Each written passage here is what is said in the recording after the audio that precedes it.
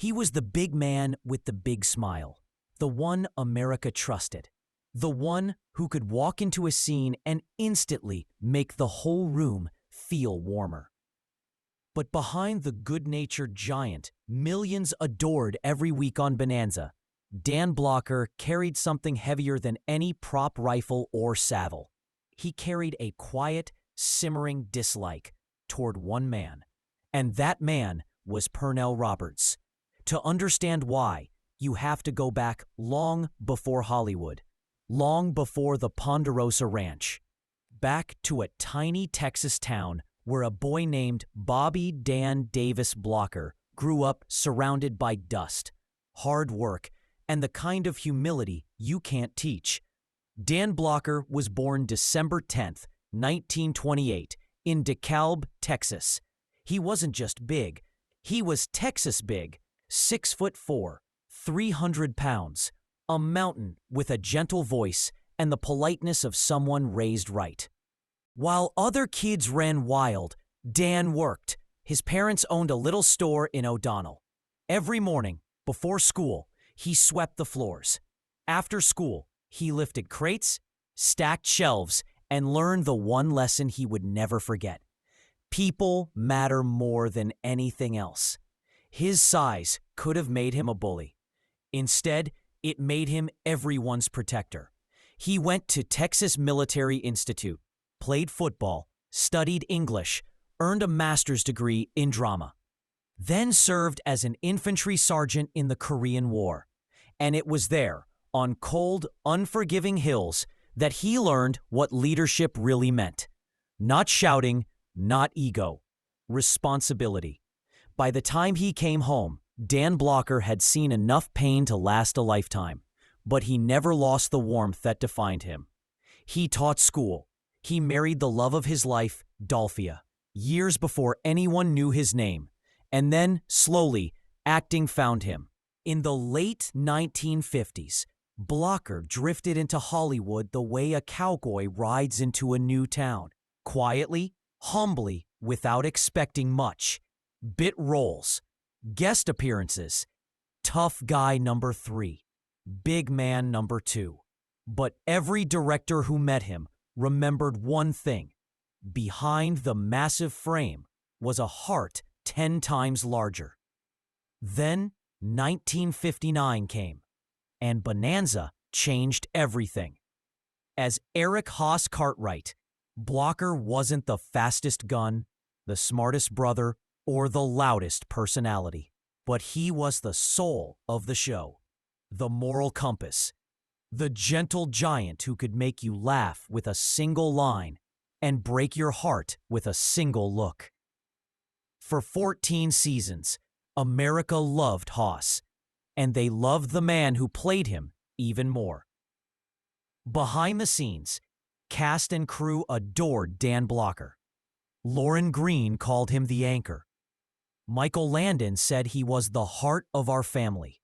He never threw tantrums, never demanded attention, never acted like the star he actually was. But there was one exception, one man he couldn't stand, one cast member who got under his skin more than anyone else, Pernell Roberts.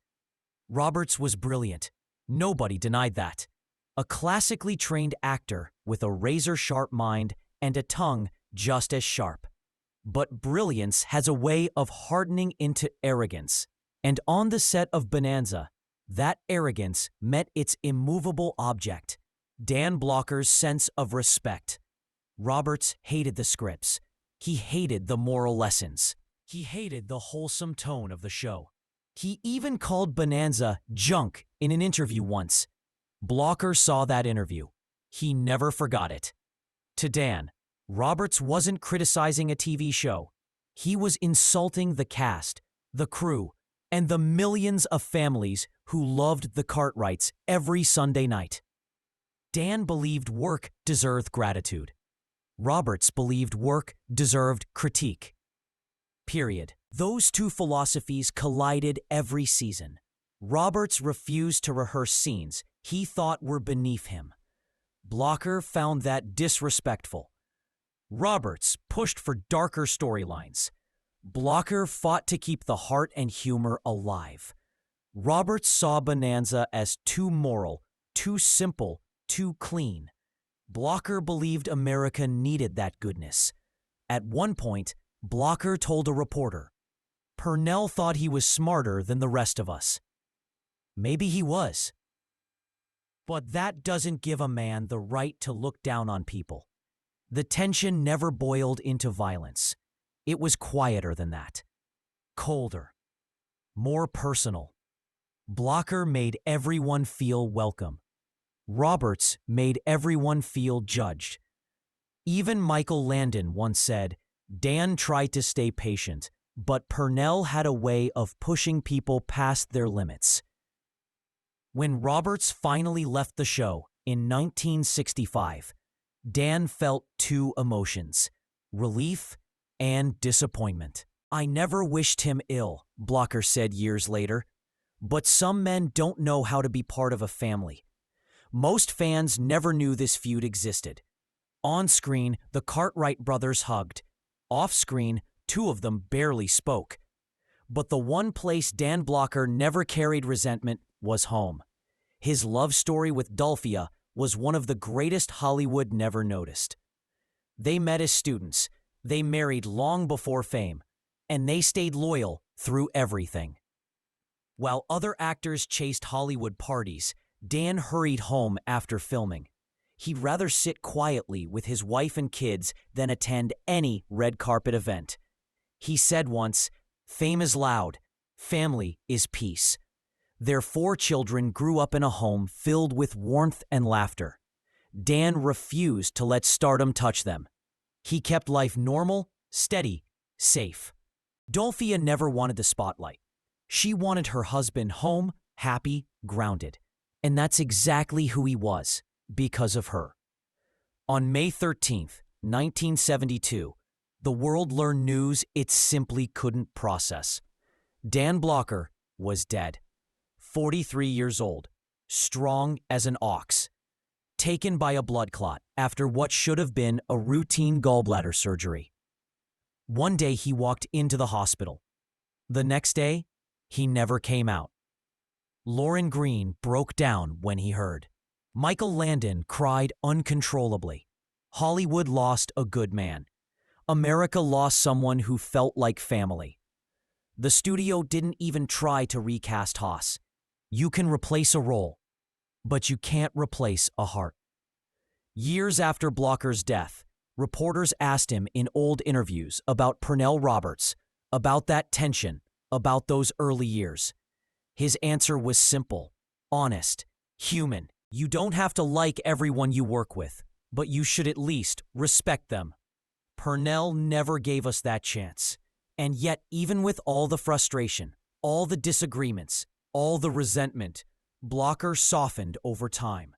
Maybe he was right to want more, he admitted once, but he forgot to be thankful for what he already had. 2 talented men, 2 opposite spirits, one show that needed both of them to become the legend it became. But only one, Dan Blocker, became the beating heart of Bonanza. When the final curtain falls on any story, you look back and ask, what mattered most? It wasn't the stardom. It wasn't the fame. It wasn't even the show. It was the man. The soldier who carried friends through mud in Korea. The teacher who inspired kids long before inspiring millions.